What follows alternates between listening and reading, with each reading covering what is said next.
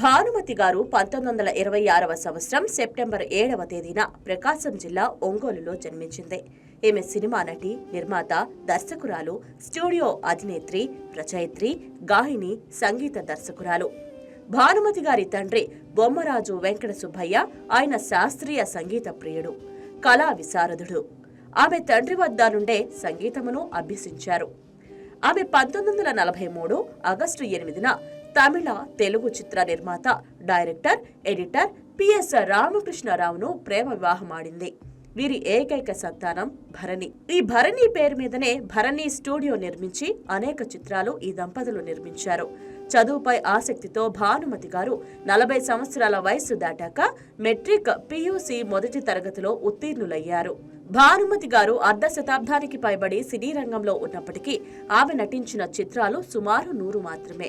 ఒక గాయనిగా, సంగీత దర్శకురాలిగా, స్టూడియో యజమానిగా, నిర్మాతగా, దర్శకురాలిగా, రచయిత్రిగా పలు పాత్రలు సమర్థవంతంగా నిర్వర్తించారు. దక్షిణాది నుంచి హిందీ చిత్రసీమకు వెళ్లిన తొలి సినీ తార భానుమతి. ఆ రోజుల్లోనే పాన్ ఇండియా ఘనత సాధించింది. అపూర్వ సహోదరులు, మంగళ చండీరాణి లాంటి చిత్రాలు ఏకకాలంలో తెలుగు, తమిళ్, హిందీ భాషలలో త్రిభాషా చిత్రాలుగా రూపొంది ఘన విజయం సాధించాయి. అత్తగారి కథలు, నాలో నేను, అత్తగారు, నక్సలైట్లు, భానుమతి కథానికలు వీరి ప్రసిద్ధ రచనలు.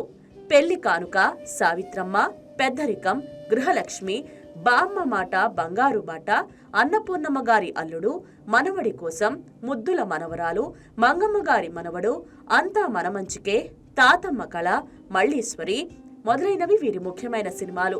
వీరు 1956లో ఆంధ్రప్రదేశ్ రాష్ట్ర గౌరవ పురస్కారం పొందారు. 1966లో ఆమె వ్రాసిన అత్తగారి కథలు అను హాస్య కథల సంపుటికగాను పద్మశ్రీ బిరుదు ఇచ్చి భారత ప్రభుత్వము ఈమెను సత్కరించింది. 1975లో ఆంధ్ర విశ్వవిద్యాలయం గౌరవ డాక్టరేటు కళా ప్రపూర్ణ ఇచ్చి సత్కరించింది. 2001లో పద్మభూషణ్ పురస్కారం ఆమెను వరించింది. గాయనిగా భానుమతి ఎంతో పేరు ప్రతిష్టలు సంపాదించుకుంది. సినిమా పాటలే కాక రేడియోలోనూ, రికార్డుల్లోనూ ఆమె పాడిన పాటలు వినవచ్చాయి.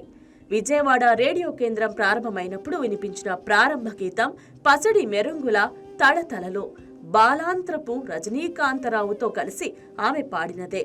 వీరు 2005వ సంవత్సరం డిసెంబర్ 24వ తేదీన చెన్నైలో కన్నుమూశారు. ఈ సందర్భంగా వీరికి అక్షర నివాళులు సమర్పిస్తోంది మీ YK టీవీ ఎంటర్టైన్మెంట్స్.